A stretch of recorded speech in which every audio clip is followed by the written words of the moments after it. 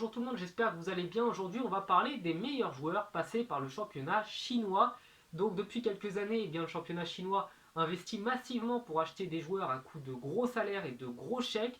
Donc le championnat de Chine va commencer, même s'il est encore à ses balbutiements, à devenir de plus en plus important. Et je pense que peut-être d'ici une dizaine, quinzaine d'années, ça fera partie des championnats à suivre. On commence tout de suite avec Dembaba, donc un des cauchemars des Parisiens, puisqu'il avait éliminé le PSG à la 87e minute. Donc Dembaba, international sénégalais, qui était parti en 2018 à Shanghai, pour un gros chèque, je présume, avant de rejoindre là cette saison le club d'Istanbul, Beşiktaş. Enfin bref, il est parti en Turquie. Second attaquant, donc Didier Drogba, pas besoin de le présenter, je pense que tout le monde connaît parfaitement Didier Drogba.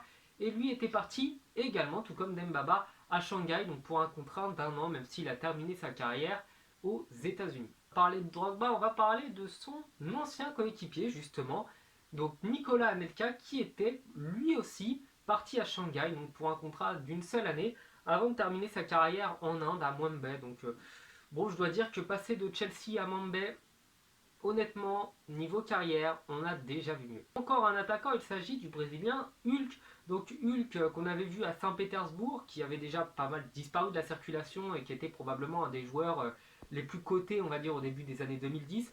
Donc lui évolue encore à l'heure actuelle sous les couleurs de Shanghai et je dois dire que c'est assez décevant en fait de voir des joueurs de ce niveau-là partir dans des championnats un peu faibles. Mais il faut quand même rappeler que c'est justement un championnat en pleine expansion et qu'on ne va pas leur demander en 3, 4, 5 ans même d'atteindre le niveau du championnat d'Espagne ou du championnat d'Angleterre. Donc même si je suis déçu de ce choix-là, eh bien Hulk fait partie des bons joueurs partis en Chine. Cette fois-ci un joueur non offensif, un milieu de terrain récupérateur, il s'agit de Javier Mascherano. Donc lui c'est un petit peu différent puisqu'il a déjà remporté avec son club tout ce qu'il pouvait espérer remporter, à part avec sa sélection nationale, mais l'Argentine a quelques difficultés.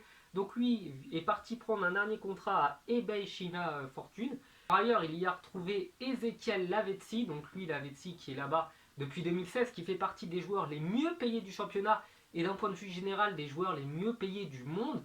Donc Lavezzi est aussi choix douteux de fin de carrière parce que je pense qu'il avait quand même les jambes pour aller dans un bon club et jouer des bonnes compétitions en Europe.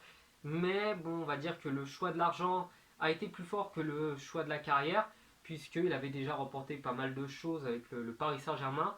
Mais je suis vraiment très déçu de ne plus voir Ezequiel Lavezzi sur les terrains d'Europe. Autre immense joueur argentin, bien entendu, Carlos Tevez. Donc lui, tout comme Anelka, tout comme Drogba, tout comme Dembaba, est parti à Shanghai, donc un petit contrat d'1 an, avant de repartir à Boca Juniors, donc le club de son pays. Donc il n'a pas fait énormément de matchs là-bas, il est parti pour prendre un gros billet, mais contrairement à certains autres joueurs, lui a décidé de repartir chez lui en fin de carrière, puisque je pense que vu le niveau du gars, vu tout ce qu'il a remporté, il n'a plus rien à prouver à personne et il a sûrement envie de se rapprocher de sa famille. Pour conclure cette vidéo, Stéphane El Shaarawy, donc on appelle le pharaon, un des plus grands espoirs italiens à son époque, un des meilleurs joueurs du Milan AC, donc un des plus grands espoirs tout du moins, qui n'a malheureusement pas percé forcément en Europe, qui est parti maintenant à Shanghai comme beaucoup de joueurs avant lui l'avaient fait. Donc j'espère encore une fois, tout comme les autres dont je vous ai parlé, les revoir en Europe parce que ce serait vraiment très décevant s'ils venaient à finir leur carrière là-bas alors qu'on leur promettait un avenir radieux, un petit peu comme on a fait avec Robinho. Voilà, cette vidéo est terminée, j'espère qu'elle vous aura plu. Je vais couper à mort plein de passages parce que je suis sûr que j'ai été beaucoup trop long. Donc vous pouvez me suivre sur les réseaux sociaux, me soutenir gratuitement sur Utip, ça vous demande quelques secondes et ça m'aidera pas mal pour acheter du matériel. Je vous souhaite une bonne journée, ciao.